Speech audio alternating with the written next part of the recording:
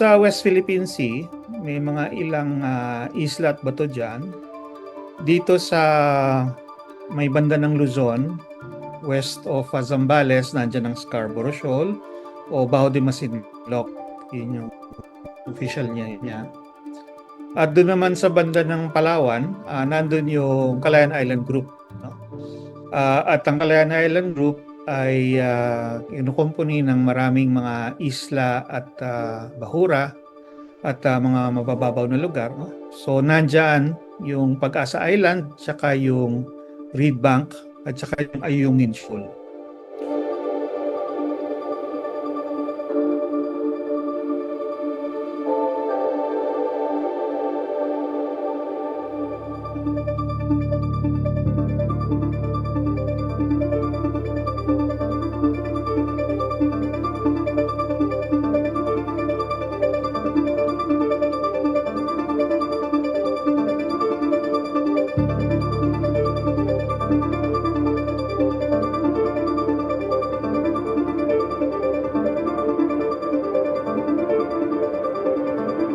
Yung Baho de Masinloc naman o Scarborough Shoal,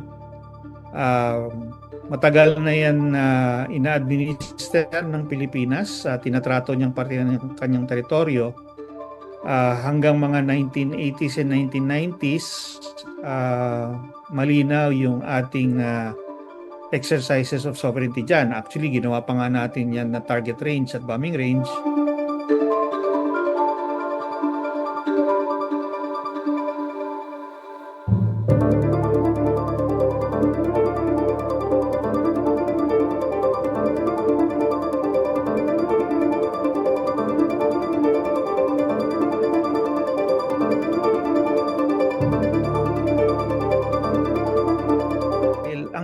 Ang Pilipinas bilang isang estado, ini-implement niya yung UNCLOS.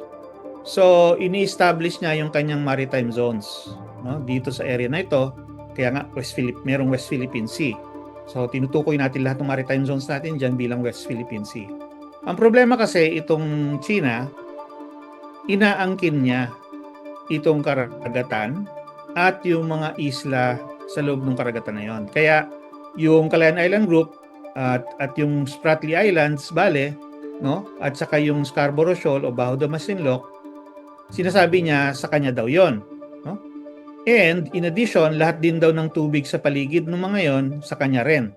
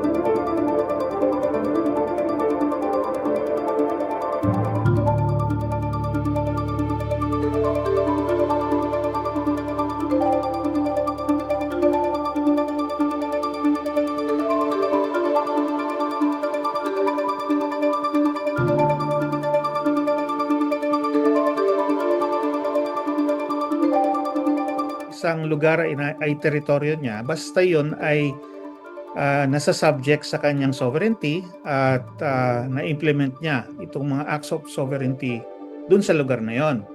Okay?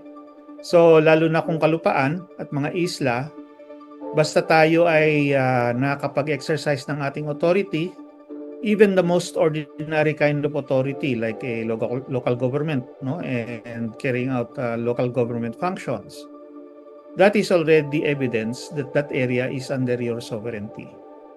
And this is on the basis of customary international law.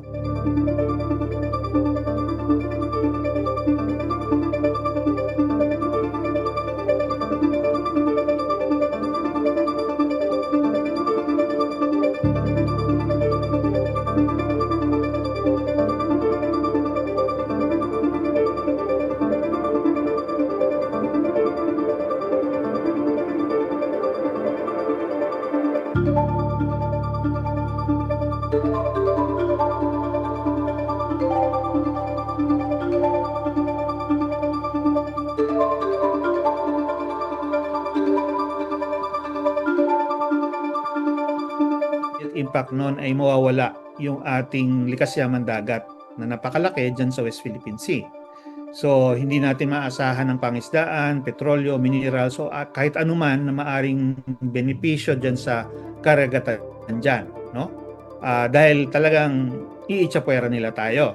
O kung makuha nila yan, sa ngayon, hindi lang mawawala immediately yung ating mga likas yaman dagat dyan, kundi manganganib pa yung iba nating mga lugar, iba nating mga isla sa kinabukasan na baka pati yun ay aangkinin na rin nila.